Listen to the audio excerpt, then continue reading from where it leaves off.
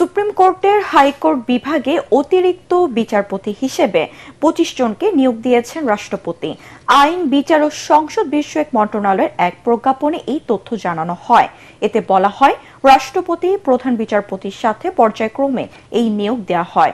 শপথ নেওয়ার দিন থেকে অনধিক ২ বছরের জন্য হাইকোর্ট বিভাগে তাদের নিয়োগ দেওয়া হয়েছে। আজ তাদের শপথ পড়াবেন প্রধান বিচারপতি সৈয়দ রিফাত আহমেদ। এদিকে জেলা আদালতে ২৩০ বিচারককে বদলি করেছে সরকার। এর মধ্যে রয়েছেন ৪১ জন জেলা ও দায়রা জজ, ৫৩ জন অতিরিক্ত জেলা ও দায়রা জজ, ৪০ জন যুগ্ম জেলা ও দায়রা জজ এবং ৯৬ জন সিনিয়র সহকারী ও সহকারী জজ। বদলি হওয়া জেলা ও দায়রা জজের আগামী ২৮ আগস্টের মধ্যে দায়িত্ব বুঝিয়ে দিয়ে নতুন কর্মস্থলে যোগ দেওয়ারও নির্দেশ দেওয়া হয়েছে। এদিকে পটুয়াখালী, কুষ্টিয়া, কুড়িগ্রাম, মেহেরপুর, নেত্রকোনা ও খুলনায় নতুন জেলা প্রশাসক নিয়োগ দিয়েছে জনপ্রশাসন মন্ত্রণালয়।